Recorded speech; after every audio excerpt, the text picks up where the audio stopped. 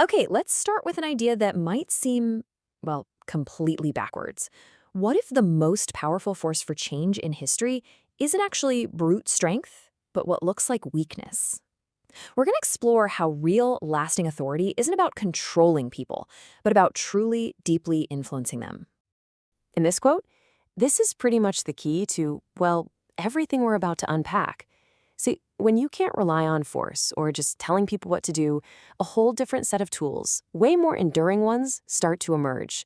It's a huge shift from just dominating the moment to actually shaping the way people think and see the world for years to come. So, to really get our heads around this, we first have to kind of dismantle what we think we know about power. And that brings us to the first big idea from our source material, the power paradox. It's all about redefining what real strength actually looks like. And this right here, this lays out the core conflict perfectly. On one side, you have ruling the moment. That's the power of the strong, right? Using force to control what's happening right now. And sure, it's effective, but it's also temporary. It's exhausting to keep up. But ruling the meaning, that's a whole different ballgame. That's the power to shape the story, the morals, even history itself. And that is the kind of power that sticks around. And there it is, the core idea boiled down to one powerful sentence that we're going to keep coming back to. Brute force might win you a battle today, but it's the control of the narrative, the meaning of it all, that ends up winning the war of ideas for generations. Okay, that sounds great in theory, right? But why? Why does this happen? What is the actual, strategic advantage of being in a position that everyone else sees as weak? Well, it really all boils down to perspective. As you can see here, the strong often see the world from way up high, from a protected bubble. And that view can get clouded by ego, by blind spots. But those without that kind of power, they see things from inside the struggle. They can't afford to have illusions. This forces them to develop what the source calls a sharp insight, a super clear, unfiltered understanding of how things really work on the ground. And this unique viewpoint, it gives you three huge advantages. First, as we just said, there's that sharp insight. You just see things more clearly. Second, you gain moral legitimacy. Think about someone like Gandhi. When you refuse to use force, your cause itself becomes your weapon, and that puts all the moral pressure on your opponents. And third, there's the energy of meaning.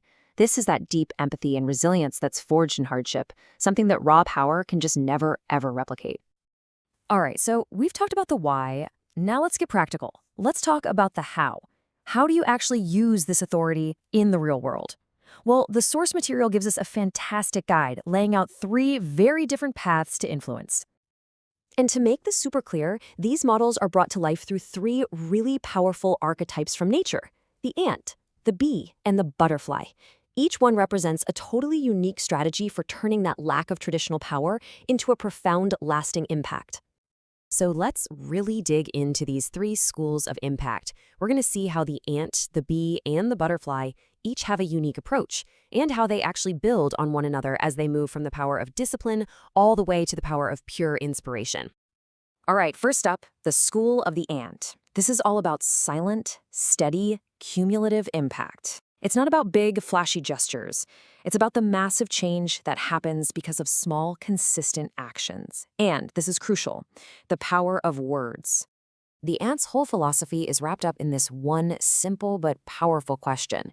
It comes from a story where an entire ant colony was saved, not by force, but by a single ant who spoke a timely word of warning. So this tradition asks us to think about our own responsibility. When is it absolutely critical for us to speak up, even when we feel tiny and insignificant? So the Ants Toolkit is all about building from the ground up, just like you'd expect. It all starts with the responsible word, knowing when one voice can actually guide and protect the entire group. Then it moves to accumulation, that incredible discipline of small, consistent habits that, just like ants building a colony, create something immense over time. And finally, it all relies on group strength, putting the collective good above any individual ego to build something that truly lasts. So, once that foundation is built, we move on to our next school, the school of the bee. If the ant is the builder, you can think of the bee as the producer.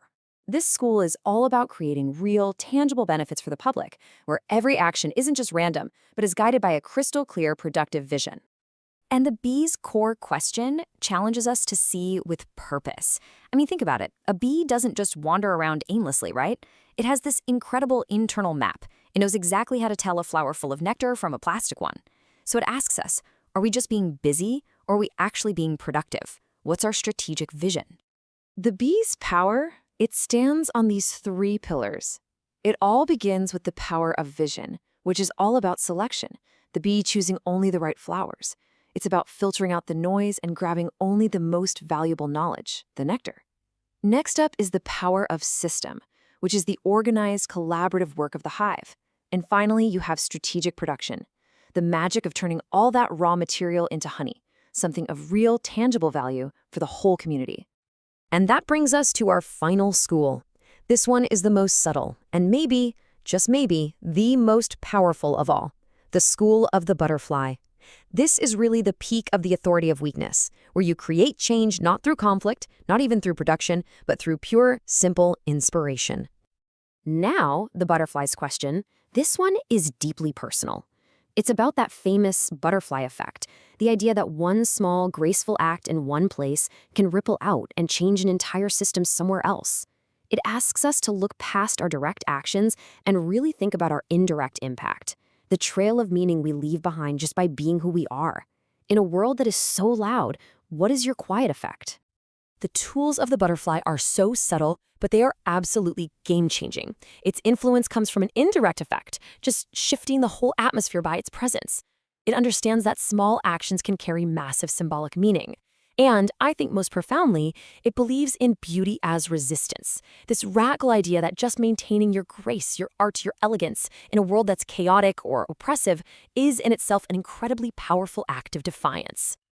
Okay, so there you have it. 3 totally different paths to influence. The ant who builds, the bee who produces, and the butterfly who inspires. The final piece of the puzzle is to see how they all fit together and to find our own place in this framework. And this chart? It's a fantastic way to see them all side by side.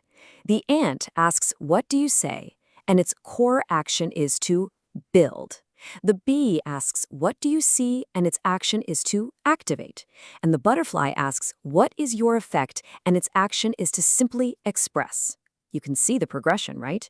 From the builder to the producer to the ultimate inspirer.